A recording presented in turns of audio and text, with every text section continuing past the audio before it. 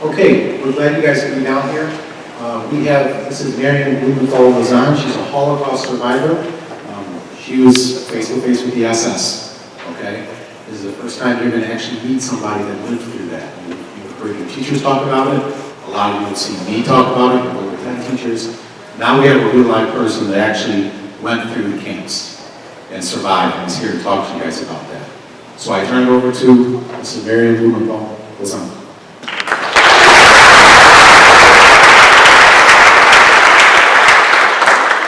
Thank you, Mr. Fusulo, for your introduction and for giving me the opportunity to speak to and with you, the students here at the G. Ray Broadway High School.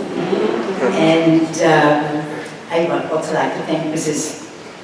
Parkhurst for her support, and of course Mr. Jones. Where's Mr. Jones? Thank you for being here. Hello there. And Mr. Briggs, thank you for schlepping us to and from. This afternoon, I'm here to share my story with you. It is my childhood experiences during World War II in the concentration camps. I will tell you about our liberation and how we finally started our lives anew in our blessed United States of America. Mine is a story that Anne Frank might have told had she survived. And as most of you know, I think all of you know, Anne Frank was a young Jewish girl who died along with most of her family in a Nazi concentration camp during World War II. This is also the story that conveys a message of perseverance, determination, faith, and above all, hope. After the presentation, I will be pleased to answer some of your questions. Life in the early 1930s in Germany was very much for my family as it is here for most of you today. Never did we think that the anti-Semitic incidents there would ever lead to very much. My father was in a successful shoe business in a small town. My parents, 2-year older brother, and I lived comfortably with my grandparents above the shoe store. Life for Jews was made increasingly more difficult. And in 1935, the Nuremberg laws were formulated and enforced. The following are just some of the many restrictions imposed on the Jews in Germany. Jews were not allowed into theaters, into parks, or into swimming pools. All public schools were closed to Jewish children. Then there was an evening curfew for the Jews. Jews were only allowed to shop during specific hours of the day. And non-Jews were not allowed to shop in Jewish-owned stores. Non-Jews were just not allowed to associate with Jewish people. And then a big letter J for Jew was stamped on ID cards and on passports. These restrictions went on. And it was then that my parents decided to make arrangements to leave the country. My grandparents, who were in the late 70s and ill, refused to leave their home. They could not understand the urgency or the necessity of doing so. My grandparents passed away in 1938, just 11 days within each other. And soon thereafter, we received our necessary papers for our immigration to America. I was just 4 years old at that time. November 9, 1938, Kristallnacht, or Crystal Night. It was the night of broken glass, when the Nazis and their many followers smashed the windows and the storefronts of Jewish-owned stores. Jewish establishments, synagogues, and Jewish books were burned and destroyed.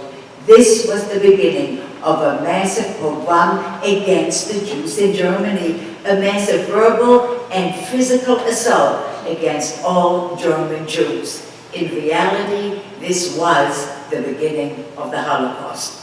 On November 12th, following Kristallnacht, the German government actually fined the Jewish population for the damage caused that night.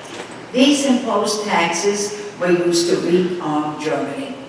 The night of Kristallnacht, my father was taken away from our home, and unbeknownst to my mother, was sent to concentration camp Buchenwald in Germany. All sorts of terrible stories were related to my mother, and we did not know who would ever see my father again. He was released after 10 days only because our papers were in order for our immigration to America. And to think that just a few years prior, he had been awarded the Iron Cross for his military service in the German Army of World War I. We were forced to sell both our home and our business for a fraction of its worth. And soon thereafter, in January of 1939, we left for Holland, from where we were to sail to the United States. And for almost 9 months, while awaiting our quota number from the American State Department, my parents were assigned to take care of some 125 children. These young children had been sent by their parents from various parts of Europe to escape from the Nazis.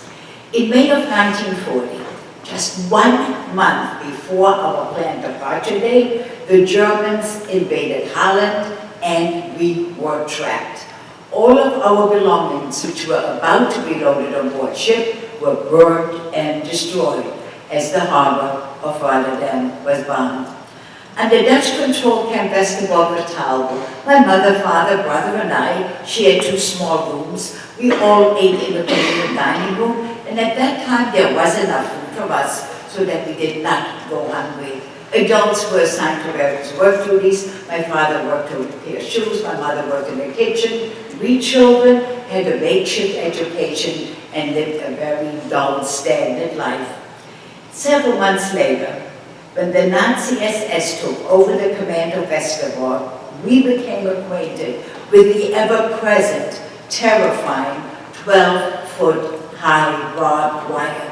And as thousands of Jews were rounded up, many taken from their hiding places, as was Anne Frank and her family, Camp Westerbork became overcrowded. And it was at that time that we had to share our small quarters with another family. And then the dreadful transports to the concentration and extermination camps in Eastern Europe began. This started in early 1942, and from then on, every Monday night, lists of those to be deported were posted, causing incredible anxiety, anguish, and fear. And then on Tuesday morning, men, women, and little ones were marched to a nearby railroad platform from where they were transported. This area became known as Boulevard de Misère. It was an area of complete misery. At 11 o'clock, exactly at 11 o'clock, like clockwork, the trains left for their destination. And of the total 120,000 souls that departed Westerbork, 102,000 never returned. In January of 1944, it was our turn to be shipped out. We children were actually glad for a change of environment. We were very naive, and we welcomed the move. We were allowed to take 1 knapsack each, and whatever we could stuff into it, we were permitted to take. When we approached the railroad platform and we saw the cattle cars in which we were to travel, our fears began to mount. Adults suspected, and they somehow knew what was in store for us.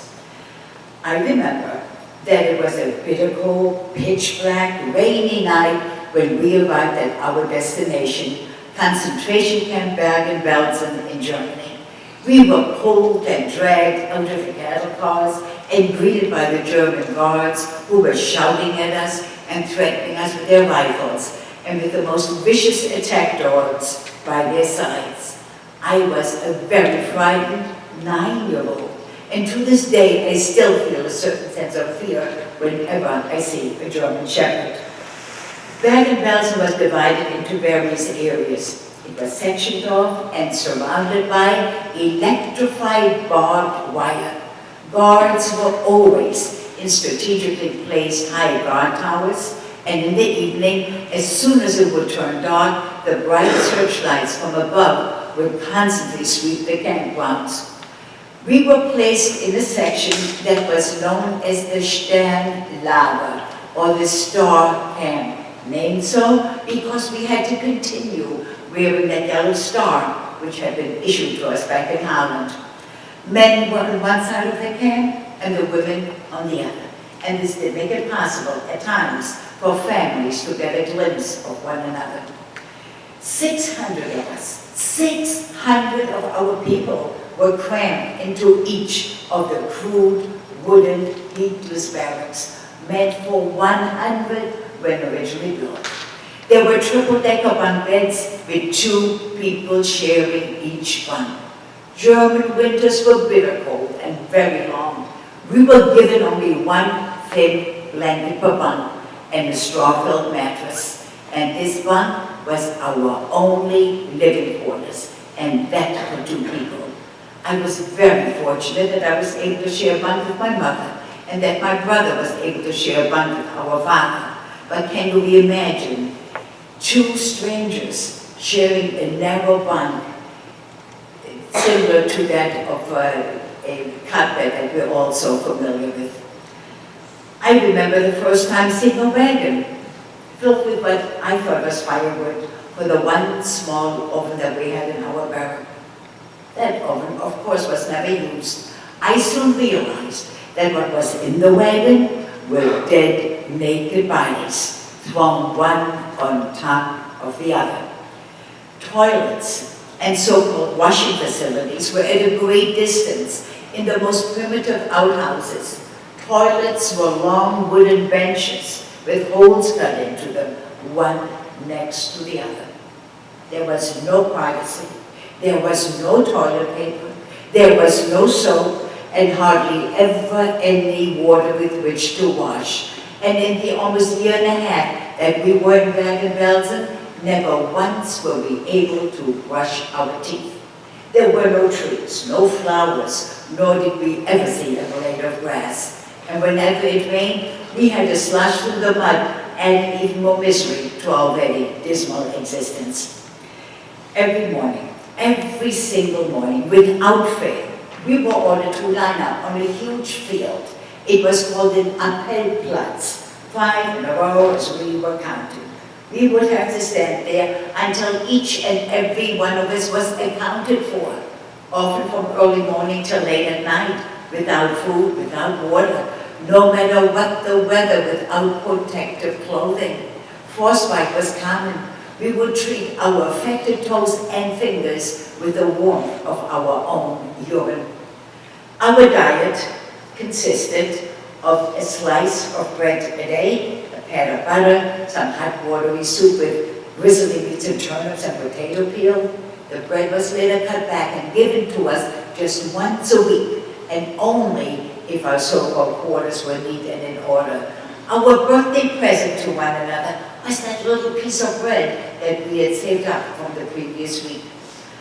Once a month, we were marched to an area to shower, and there, under the watchful eyes of the guards, we were ordered to undress. We had heard about exterminations and gas chambers in other areas of Europe, and we therefore were never sure when the faucets were turned on as to what would come out, water or gas.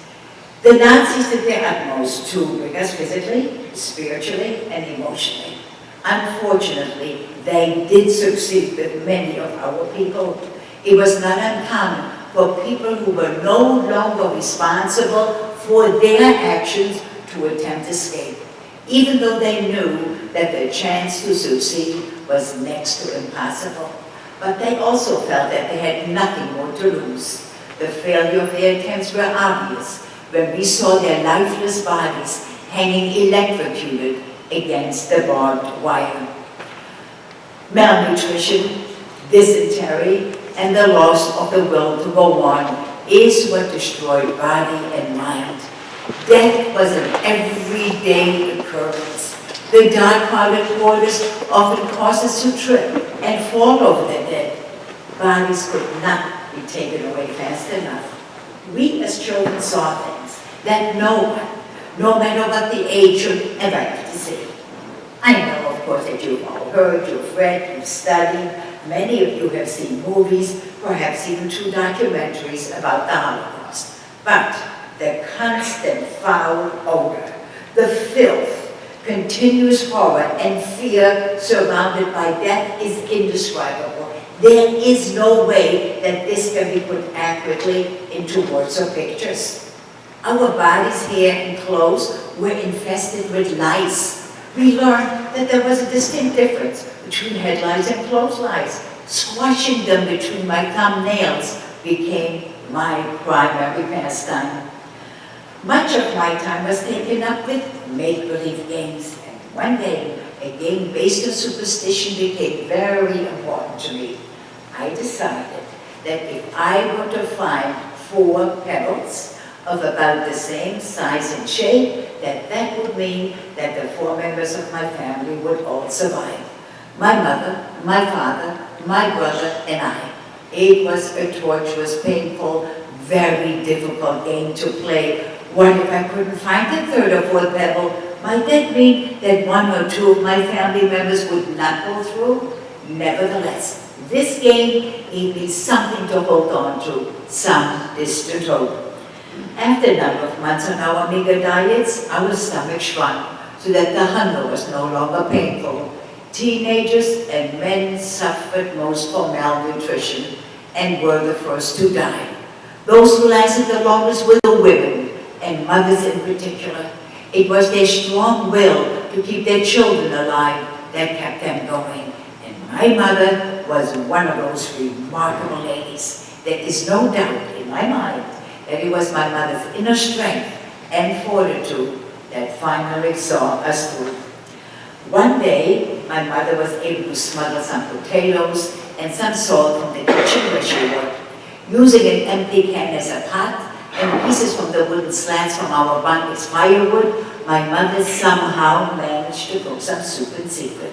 This was done on our bunk. I was on the bunk with her, trying to hide and chill what she was doing. Soup was simmering, just about finished, when the German guards entered our barrack for surprise inspection. In our rush to hide that setup, the boiling soup spilled on my leg. We had been taught self-discipline and self-control the hard way, for I knew for sure that if I had cried out, it would have cost us our lives. This happened in the spring of 1945. I was just 10 years old. The population in Camp Bergen-Belsen were dying off rapidly, but not nearly fast enough to satisfy the Nazis. Several weeks later, it was decided to send 3 trainloads of our people to Eastern Europe, towards the extermination camps and the gas chambers. My family was among the 2,500 on the last of these 3 trains. It was April of 1945. Russian army was closing in from the northeast, and the British and the Americans from the west. Under normal conditions, this train ride from Bergen-Belsen to whatever area of Eastern Europe they were to send us would have taken no more than 10 hours. But because the Germans tried to evade the Allies, we were en route for 2 long weeks without food, without water, without medical supplies, without sanitary facilities, no toilets. Whenever the train came to a stop, those who were able and those who were strong enough were permitted to get out and take a drink from a nearby stream or dig up roots to eat. My mother remembered taking some sort of a pot and collecting water from the locomotive, and who knows what else that pot was used for. The need for water at that time was almost more important than food because of the severe dehydration due to the dysentery and the high fever due to the typhus. Let me briefly explain typhus. It is a highly contagious, deadly disease caused from filth and spread by lice. At the same time, while the train was at a standstill, the newly dead were taken off and buried along the tracks. In addition, our train was subject to frequent air attacks by the Allies. It is truly remarkable how any one of us was able to survive under such horrendous conditions. In fact, 500 of our people, that's 1 out of every 5, died en route or shortly thereafter. My burnt leg was severely infected, and it was impossible to keep the wound clean or lice-free. In late April, after 14 days of this surreal and horrifying journey, the German guards stormed frantically through the train, demanding civilian clothing so that they would not be recognized by the Allies. And we knew then that the war was coming to an end. It was the Russian army that liberated our train and led us to a nearby farm village in eastern Germany. Most of the inhabitants had fled, and we took over their homes. Kitchens were stocked with ample food. It was rich and good, actually much too good for our starved bodies. We could not tolerate that unfamiliar nourishment. And at that time, at the age of 10 and a half, I weighed 16 kilos, or as we know it here, 35 pounds. And my mother weighed a mere 60 pounds. The Russians, in their crude way, tried to help us the best that they could. I was brought to a nearby clinic for medical attention. My leg was in very bad condition, and I was close to losing it. Fortunately, it was decided to treat the wound, and I was very lucky that my leg responded to medication, and it gradually healed. As I regained my strength, I also relearned to walk. And in the interim, our heads were shaved, because that was the only way that we could rid ourselves of head lice. Although we were all weak, ill, and thoroughly exhausted, I vividly remember the spring of 1945. Weather was beautiful, sunny and bright, trees and grass were lush and green, flowers were in bloom, birds were singing. It was a wonderful, exciting feeling to be free at long last. We were all ill with typhus, but my father had to die from it 6 weeks after our liberation, and this after 6.5 years of mental torment and physical abuse. My 12-year-old brother Albert actually helped bury our father. When I talk about those years, it is as though I am relating a nightmare, a very bad dream. I separate myself from it ever having happened to me, and that is how I deal with it.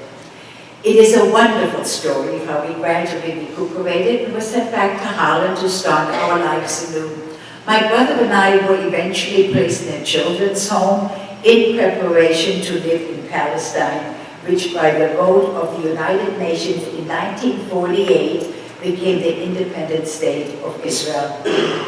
Most of the children in this home survived alone without their parents. I felt like a total misfit. I needed to learn how to resettle into a normal society. Had no training for that. Here I was by this time, 11 years old. Had never been in a store. Had no idea what money was all about. I had almost no table manners. It was like learning to live all over again. It was in this home that we became reacquainted with life in its normal state. Meals served us were delicious and nourishing. And you can imagine that just about anything and everything tasted good to us. And though our surrogate parents provided a very strict environment, much love and care were given us. I began my first formal education at that time at the age of 11 and a half. We were taught the secular subjects, reading, writing, arithmetic, in a Montessori school where we progressed at our own pace. The Dutch language in which we were taught was all new to us. We also received a thorough education in Hebrew and in religious studies. The British, who were governing Palestine in the 1940s, had issued what was known as the White Paper, restricting the number of Jews permitted into the land. And they were intercepting many of the refugee ships and interning the survivors on the island of Cyprus. And in some cases, they actually turned the ships back to Europe. In 1947, just 1 year prior to Israel becoming a state, our illegal voyage from Holland to Palestine was planned, and danger once again loomed over us. And because parents at that time were not permitted to accompany their children, my mother managed to make arrangements for a family of 3 to emigrate to the United States. And thanks to the Holland America line, we were able to use the tickets which had been purchased 10 years earlier. We arrived in Hoboken, New Jersey, April 23rd, 1948. By coincidence, exactly 3 years to the day of our liberation.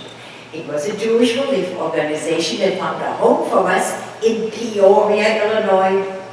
Never heard of Illinois, definitely not Peoria. And there, at the age of 13, I once again started life anew in a strange land, and again learning a new language, my third new language in less than 3 years. First Dutch and Hebrew and now English. And because of my inability to speak English, I, at the age of 13, was placed in the 4th grade with 9-year-olds. Although my brother and I worked long hours after school to help our mom pay bills, I nevertheless found time, actually made time, to take extra courses during the year, attend summer school, and by working very hard in my studies, I was able to be graduated from Peoria Central High School 5 years later at age 18, ranking 8th in a class of 267 students. It was 2 months after high school graduation that I was married to Nathaniel Lazan, who I had met at the age of 16 in Peoria.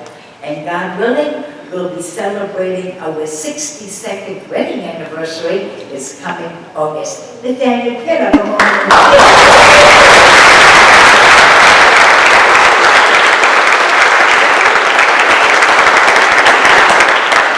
I am grateful. I am very grateful that I survived healthy in body, mind, and spirit, and that together with my husband, I'm able to perpetuate my heritage with a wonderful family, with 3 grown children, all 3 are happily married, and have given us 9 beautiful grandchildren and 2 extraordinary, magnificent great-granddaughters. Amazing, amazing.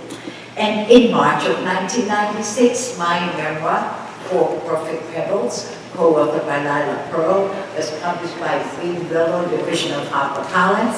It is now its 27th printing in hardback, available in paperback by Avon and Scholastic Book Club, has been translated into German, into Dutch, and if you like, you may all read it in Japanese. Maybe there's somebody who couldn't do just that. But above all, I am so grateful that the story is in book form so that it can be passed on to future generations. And I'm thrilled that a documentary has been made entitled Marion's Triumph with the actress Deborah Messing as the narrator. It's been aired over PBS stations throughout the country these past several years. So you see that despite all the terrible things that happened to me as a child, my life today is full and rewarding. Before I answer your questions, I have a very important favor to ask of each and every one of you in this beautiful auditorium. Although I've spoken to upward of 1 million students and adults over these past 20-some years, it still has not become easy. However, I do realize the importance of sharing that period of our history with you, simply because in a few short years we will not be here any longer to give a first-hand account. Yours is the very last generation that will hear these stories firsthand. And I therefore ask you to please share my story or any of the Holocaust stories that you read and hear about. Share them with your friends, share them with your relatives, and someday share them with your children. And yes, even with your grandchildren. When we're not here any longer, it is you who will have to bear witness. As difficult as it is, the horror of the Holocaust must be taught, must be studied, and kept alive. Only then can we guard it from ever happening again. This is the very yellow star that I was forced to wear. It says Jude, which in German means Jew. It was just another way to denigrate us, to isolate us, and to set us apart from the rest of society. This represents the Star of David, a beautiful, meaningful Jewish symbol, but the Nazis made it so very ugly. Each of us, each and every one of us must do everything in our power to prevent such hatred, such destruction, and such terror from reoccurring. And we can begin by having love, respect, and tolerance towards one another, regardless of the religious belief, regardless of the color of our skin, regardless of the national origin. This respect towards one another must begin in our homes, around the kitchen table, the dining room table, wherever we gather as a family. We, the adults, must pass it on our places of business. You, the students, in your classrooms, in the halls of your school, community, towns, cities, and only if there's respect and tolerance towards one another in the countries can we expect to have peace in the world. We must begin with you, the students. We must begin with our children. Let us treat people as individuals. Let us look for similarities and respect the differences. Let us build bridges and reach out to one another.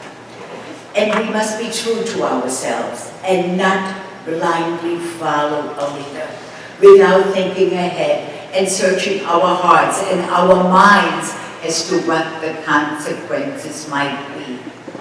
It is not cool to follow just anyone's lead without first checking to see what his or her true intentions are. Please, please remember these messages. Share them with your friends who are unable to be here this afternoon. Share them, remember them, but above all, let us all live by them. We're all aware, or we should be, that 6 million Jewish people were murdered during the Holocaust of the Second World War. Our state of New York has a population of approximately 19 million. Can you possibly imagine almost 1 out of every 3 people in the state of New York right out? The 6 million also represent 1/3 of the entire pre-World War II Jewish population. Among them were 1.5 million children, children just like you.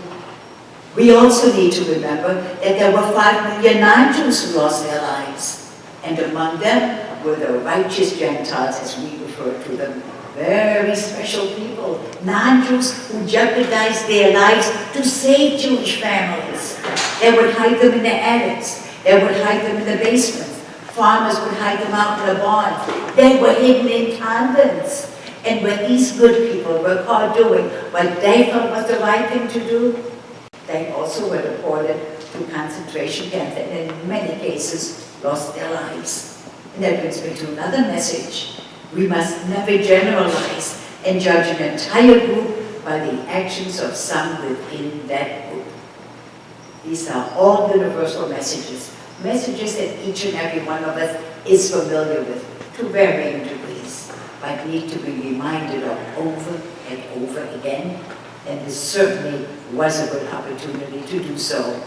These messages are the lessons learned from that dark period of our history, and certainly apply to today's world situation, and definitely to our own individual lives.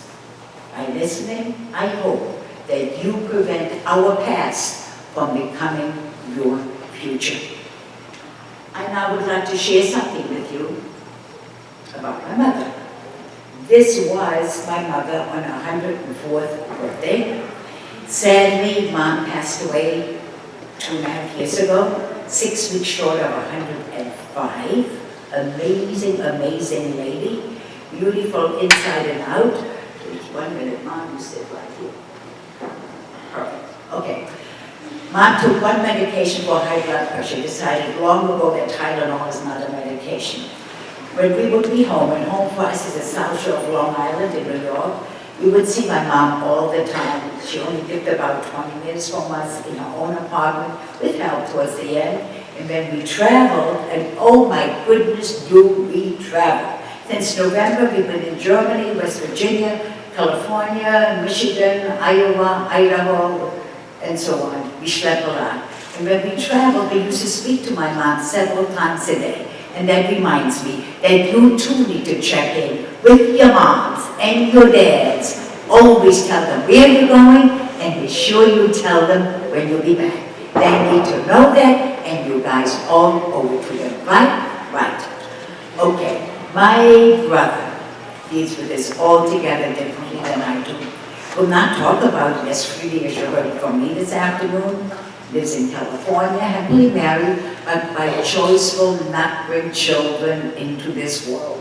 Has a very difficult time with organized religion. All of that makes me very sad. But I do not fault Albert. We have to remember he's 2 years older than I am, was with my father in the men's section, and I'm convinced that he saw and experienced things that I did not. God put us on this earth. Gives us a beautiful mind. It is this mind that allows us to choose right from wrong, good from evil. We are capable of making choices. Therefore, men did this to one another.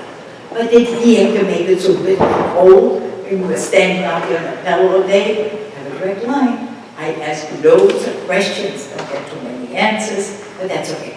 Faith I will always have. After all, here I am. 3 children, 9 grandchildren, 2 great-granddaughters, from whom generations will be forthcoming. He made sure that enough of us survived so that we will always be here. I'm proud of my faith, as I'm certain you are proud of your faith and of your heritage. But please, please, please, let us all remember to respect the right of others to their belief. Be kind and good and respectful and tolerant towards one another. That is the basis for peace. Had there been respect and tolerance towards one another some 70 years ago, I would not be here this afternoon to share that dark period of our history with you. 9/11 would not have occurred. Afghanistan, Iraq, Libya, Syria, North Korea, all these countries that are in such turmoil would be peaceful countries for its people. Be kind and good and respectful towards one another, please.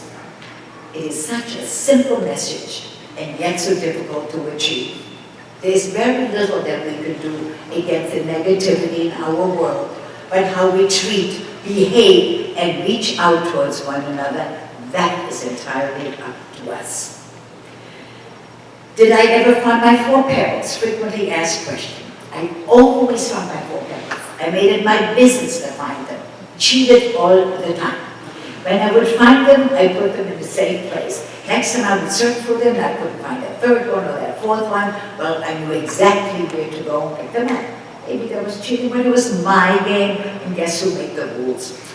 You need to know that I was only about 9 or 10 years old when things were at its absolute worst. We had nothing to occupy our time with constructively. No paper, no pencils, no books, no games. So I was lucky at such an imaginative mind.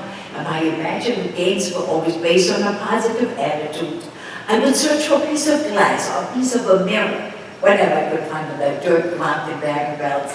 And when the sun would shine, that little piece of glass would cast a reflection onto the ground. And that little wiggly reflection, it became my pet.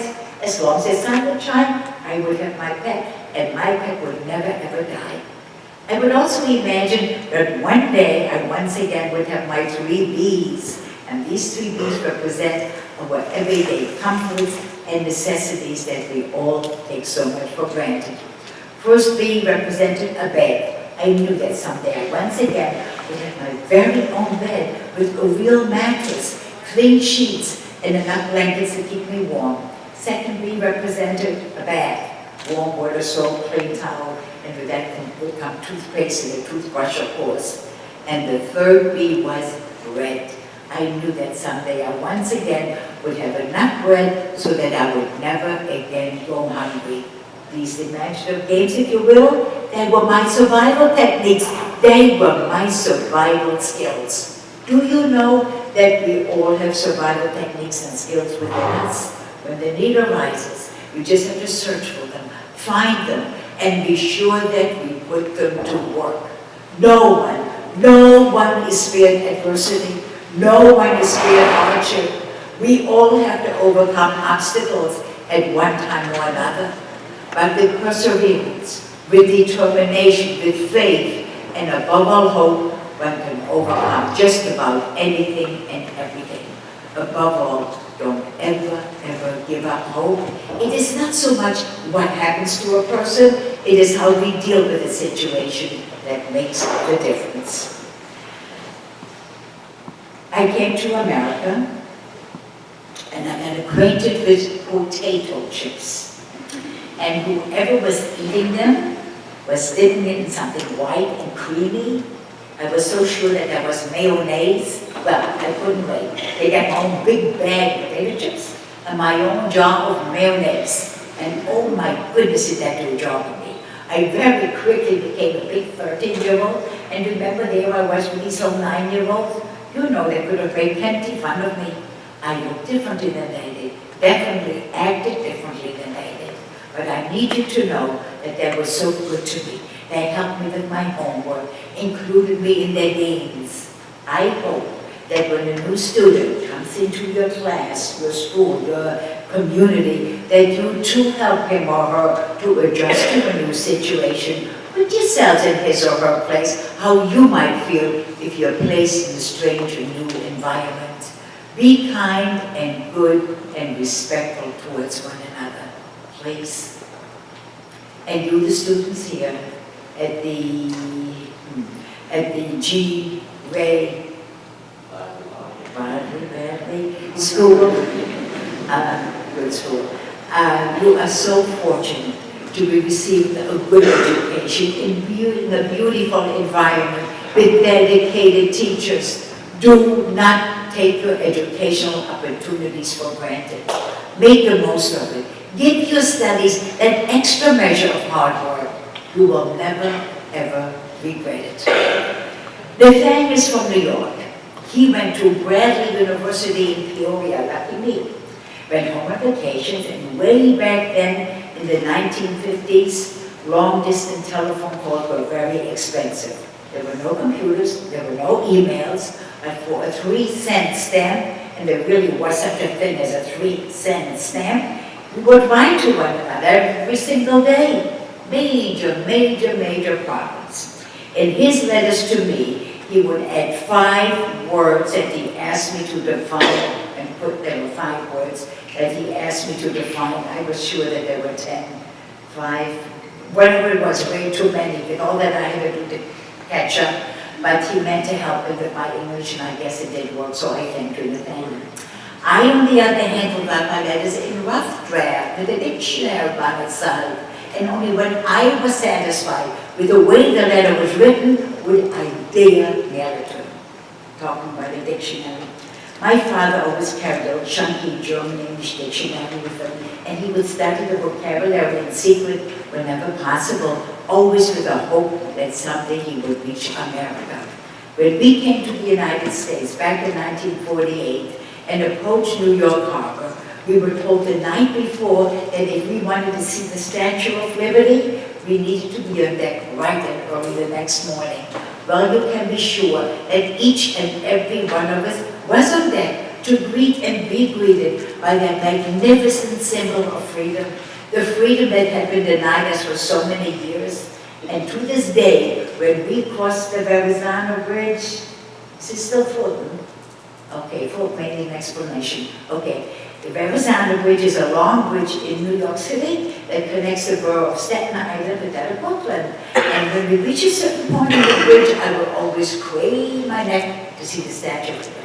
It's the most beautiful, meaningful, magnificent sight. Next time when you're in the big city of New York, make it your business to visit the Statue of Liberty. Do I still speak those languages? Ik spreek een klein beetje Hollands, I speak a little bit of Dutch. Annehmen der Verenigde Zeit, I speak some Hebrew.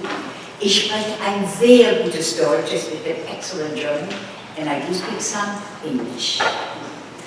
Okay, any questions? And do you have a question? Did you make any friends? Did I make friends? I had many wonderful dear friends over that 6.5-year period. Many of them did not survive, and those who are still alive, many live in Israel, and we have children and grandchildren living in the country, and whenever we return, which we will do again a week from Tuesday, a week from tomorrow, grandson is getting married, and when we return, I always visit with our friends who are still alive, and it's a very special, good feeling. We have a bond, and it's very gratifying to be with them. Question, anyone? Yes? We talked about like, the whole time and all that. We had an article that it, I know.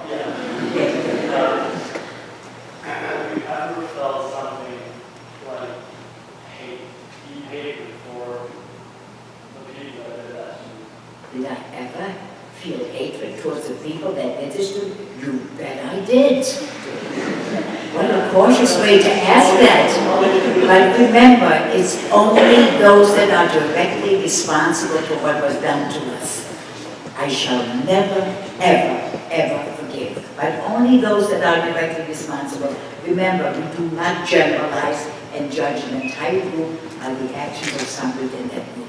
You have to remember that Germany at that time was one of the most cultured nations in the world. And these educated, brilliant men and women were so evil to innocent men, women, and children. And then they went home at night to their own families as though they had a 9-to-5 job. That should be forgiven? They didn't just step on my toe accidentally. This was carefully thought out and carefully planned. But remember, only those that are directly responsible. There were many good people who made it their business and tried very hard, and most, at times, were successful in highly Jewish families. Okay, and that needs to be respected.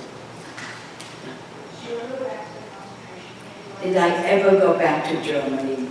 I did on 7 separate occasions.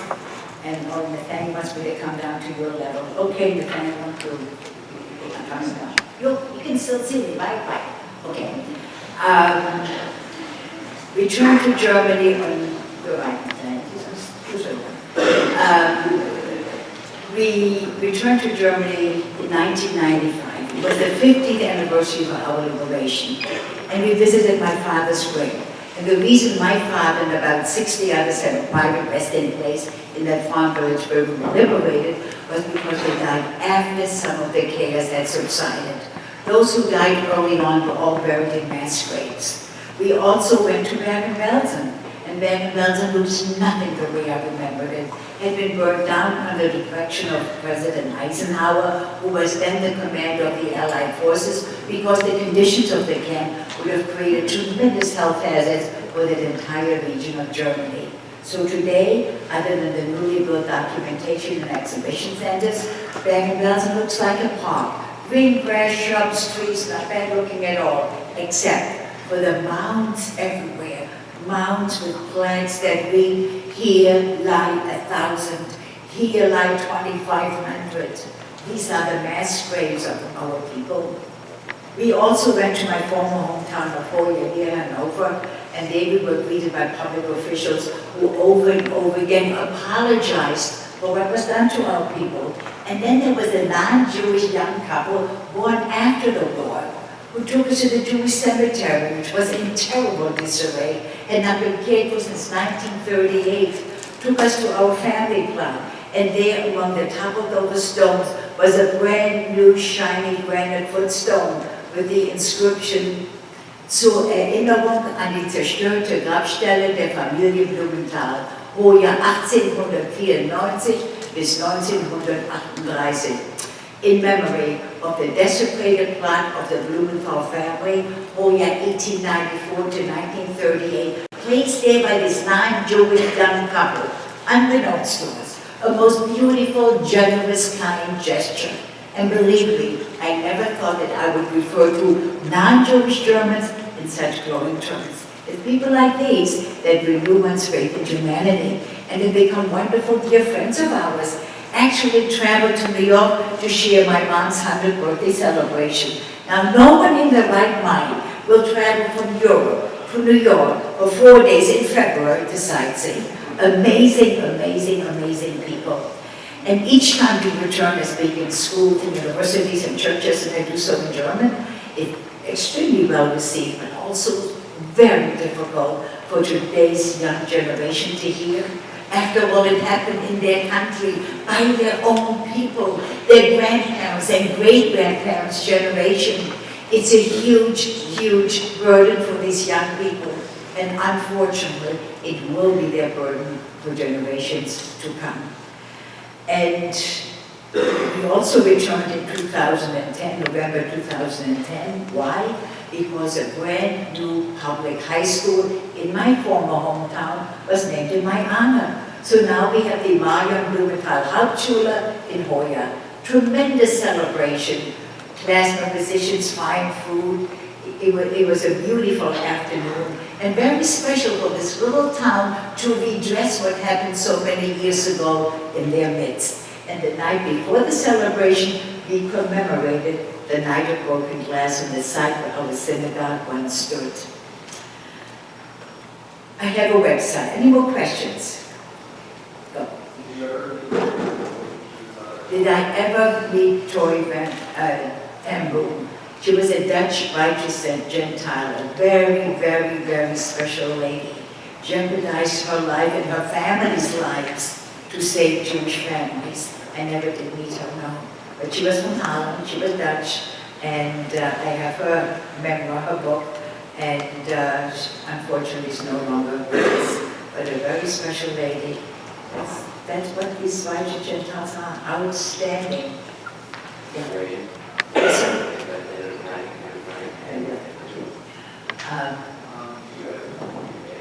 Did I ever lose my faith? No, but I questioned it. I never lost it. I had plenty to check up there, and just wondering why was this allowed to happen if he can split the Red Sea, or how come he couldn't do something to prevent this horror and this terror. And then on the other hand, I have very tumultuous feelings within me. Of course I believe here I am, and future generations will come from our children and grandchildren.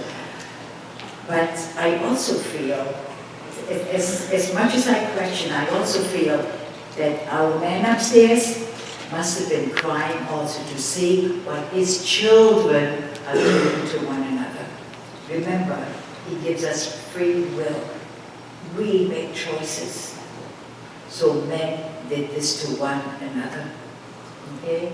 I do question, and these feelings will never go away, they won't disappear, they'll always be with us, with me in particular. I've spoken to rabbis, I've spoken to ministers, no answers. There's no answer. Okay.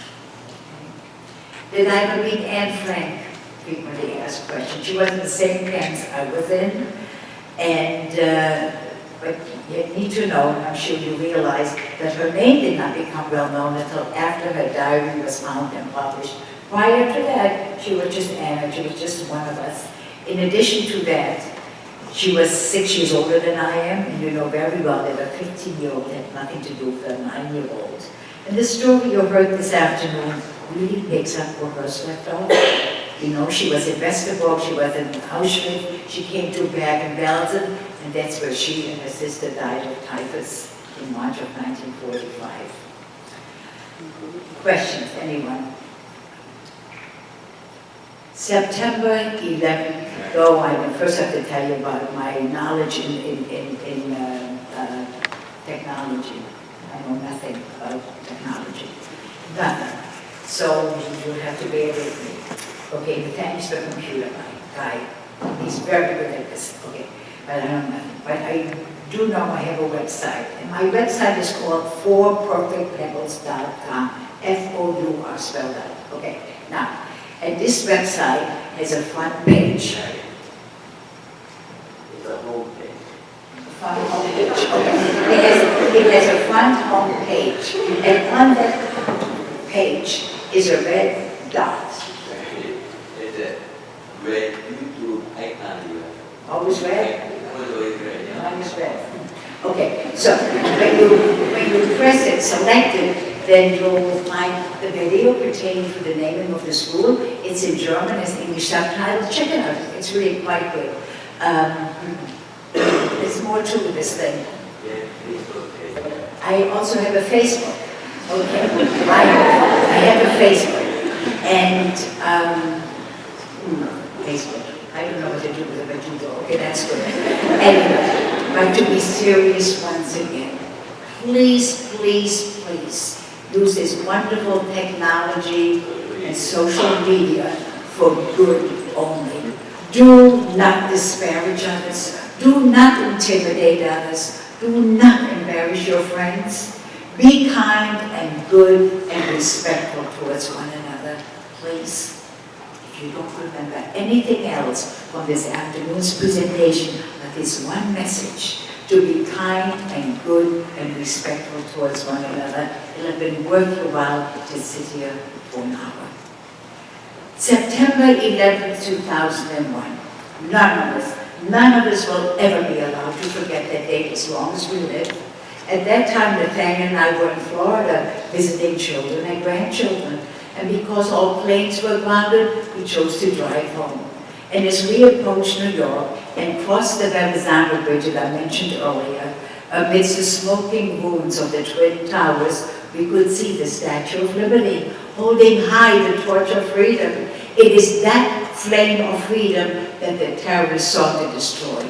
But they could not, and they never will, because we will take good care of our freedom. We will safeguard our freedom. We will not and must not take our freedom for granted. Let us all, each and every one of us, redouble our efforts to be kind and good and respectful towards one another. And with that, I wish each and every one of you a healthy, happy, productive future in a world of love and peace. Thank you.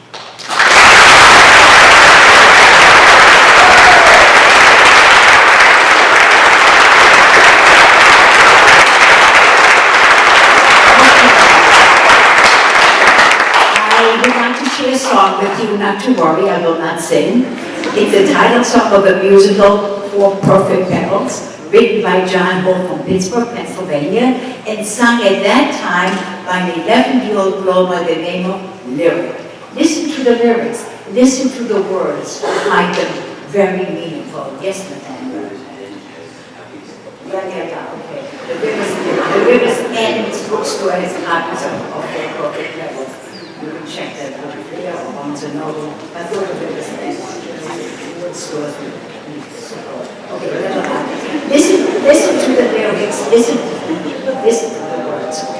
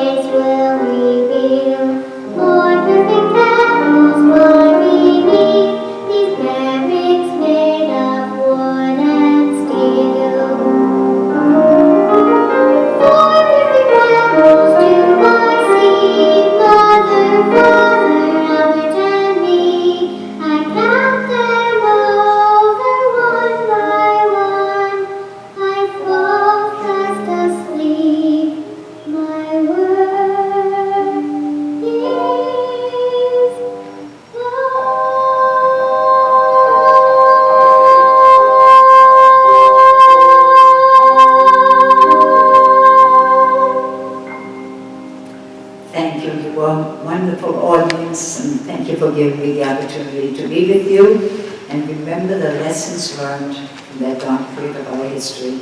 Please be kind and good towards one another. Thank you.